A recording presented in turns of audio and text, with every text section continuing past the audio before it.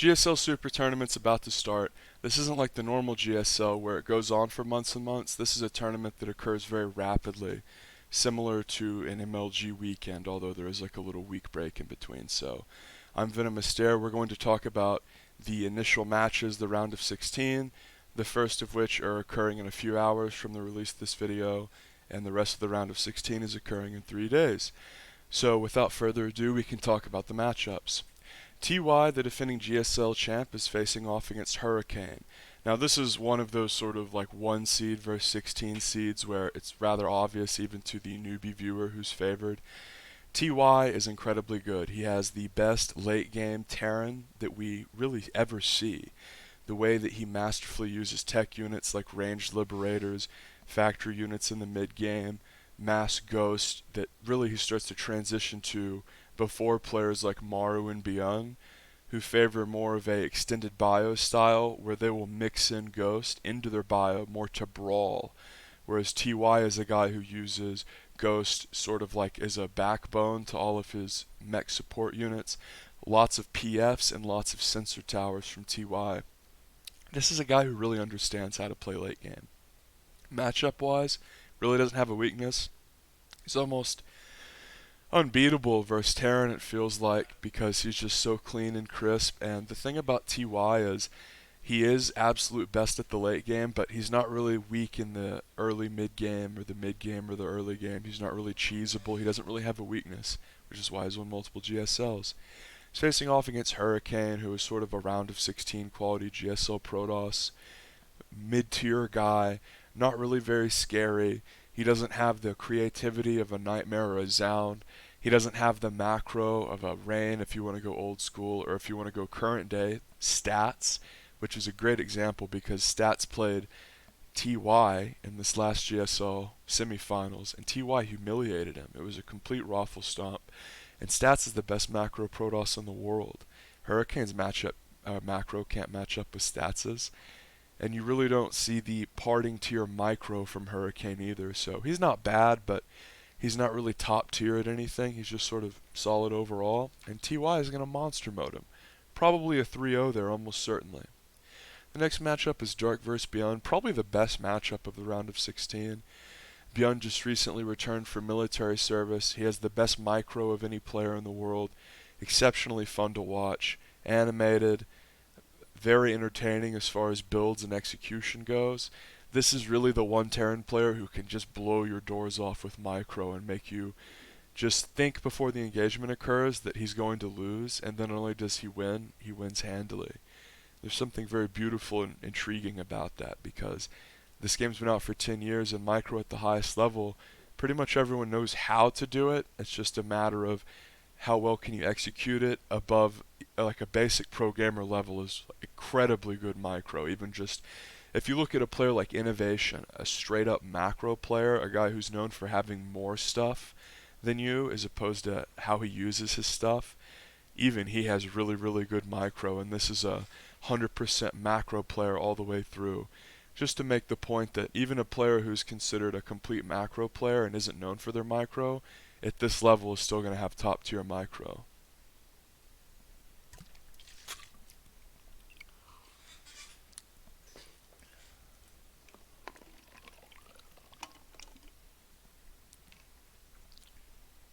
So Beyond is facing off against Dark, who for years has just been top 3 Zerg in Korea, top 5 Zerg in the world, an incredible macro player. Him and Rogue are really held up as the top 2 most consistent Korean Zergs. Dark is a favorite to win this tournament, and part of why this is so exciting is frequently in Starcraft you'll have people that are known for one specific matchup over their others. Beyond is like this versus Zerg. Whenever you consider how Beyond looks best, and when he looks his most powerful and his best matchup and who he dominates the hardest, it's Zerg players. And he's facing off against an absolute known commodity, a monstrosity. Dark is just a legend, so an absolute bloodbath this series should be. Should go to all 5 games. I'm actually going to edge Beyond.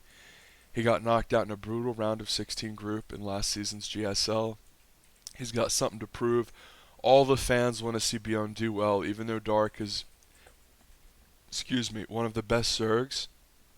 Everyone's really cheering for Beyond because he just got out of the military and he's a fan favorite. So I would say Beyond in a 5 game series barely takes it over Dark, but that should be the best one to watch out of the round of 16.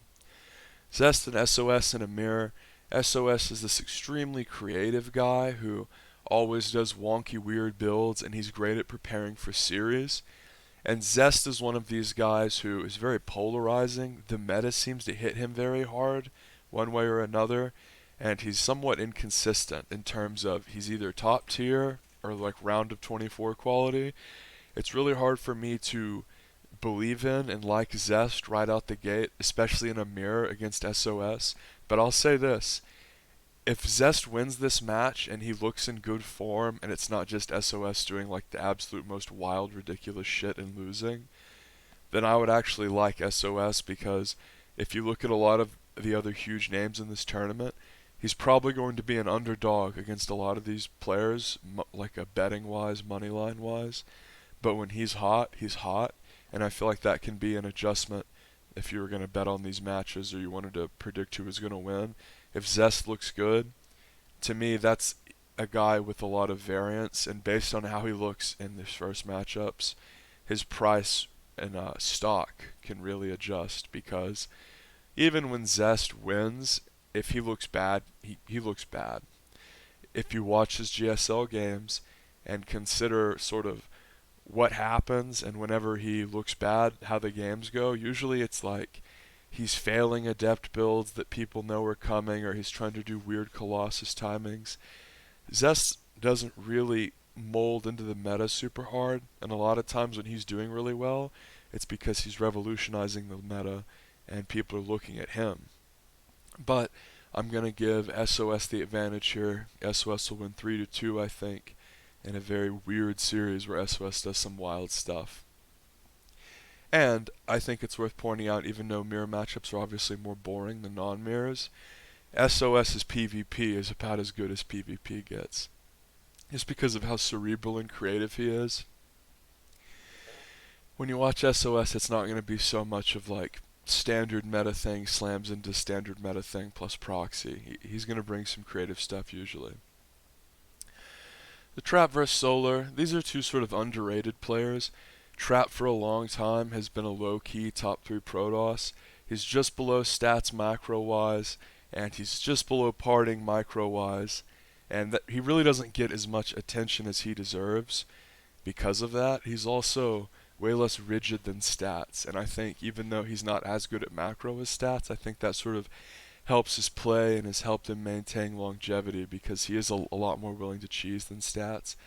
He's facing off against Solar, who is a guy that's really hard to sort of pin down and predict because it seems like a lot of times in GSL he's really disappointing and underperforms, and other times you watch his matchups, he looks like the best Zerg in GSL, better than Dark even, better than Rogue, cleaner than Sue, and then he goes into the next week's matchups and it's just like a different guy is playing. I don't know if he has nerve issues or what, but it's hard for me to ever trust Solar.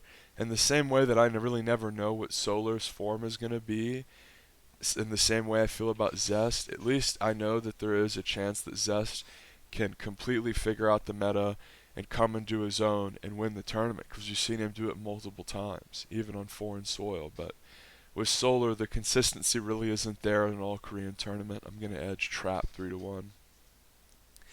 The next matchup is Stats and Dream. Stats, of course, is the best pure macro player, facing off against Dream, who, after coming back from the military, has really been forcing his way into the conversation for top 5 Terran player, sort of taking Gumiho's old spot below like your Maru, your TY, your Innovation, your Byun, vying for that 5th spot now that Byun is back. And the thing about Dream is he does a lot of mid-game centric like tank pushes, and he does a lot of play that I think will actually work pretty well against Stats. I think that the pure macro player is the one who's going to have the most trouble against Stats, and Stats is really good at defending the early game cheese and the like straight up cheesy player, but these very crisp mid game timings that we see from Terran players And really, the Korean Terran players know how to make these hit so much more sharply than the foreign Terran players. These, mid-game, one Raven, three tank style pushes, I can see stats going down to Dream. And Dream is a player who's improved a lot. And even though the very top tier level of Korean Terran is incredible and we're sort of spoiled as viewers getting to watch it, it's nice to see another guy really good come up. I am going to have to edge stats here in a 5-game series. I think that he's going to barely be able to hold off Dream. Innovation versus Armani. Innovation is the infallible macro machine. He's just incredible. He's my favorite Korean Terran. He just grinds people down with his mechanics. He doesn't ever do gimmicks or jokish sort of cloak and dagger play. He just grinds people down in the most honorable, amazing, consistent way. Love to watch him. He's facing off against Armani, the biggest story of last year's GSL, a guy who was in a position to essentially retire if he didn't do well and didn't make it far. Well, he made it all the way to the round of 4, thus his career lives on. Unfortunately, he's facing off against Inno, whose signature matchup is his verse Zerg, and whenever Innovation was really at his peak in the 2013 first Heart of the Swarm run GSL, when he was just ripping apart the best Zergs in the world. Innovation really understands the concept of pressure and tempo, and that concept really allows him to play well against Zerg better than Protoss or Terran, because once he establishes a little foothold, his parade pushes are like no one else's. It's so hard to come back against someone who's never going to make a macro mistake, can't really be thrown off their game, isn't going to rattle the counterattacks. He's like a perfect robot. He's so fun to watch. Now, Armani is formidable in his own right. He clearly understood the 1-1 mass queen, get my third base up quick, rush to 60 drones, Zerg style that we see standard versus Terran Bio. And for that reason, I think these games are all going to be good macro games. I don't think Innovation's going to kill him with the typical push onto the third. I don't think Innovation's going to do a bunch of damage with Hellion run-bys. I think Armani will make it solidly into the mid-game, and it's going to be a great series. Another 5-game series, I hope, with Inno taking it. Armani is one of the most entertaining and interesting storylines in this tournament. Can he maintain his form that he showed that, wow, I might be working my way up into the upper echelon of Korean Zergs? Or was that just sort of a flash in the pan where he really put it all out on the line and, he took a couple games off Maru, but didn't quite make it to the finals. It would be nice to see him make it to like the round of 4 and really sort of show that run wasn't just a total fluke. But I do add Geno. Rogue vs. Bunny. I don't really know why Bunny is on this list.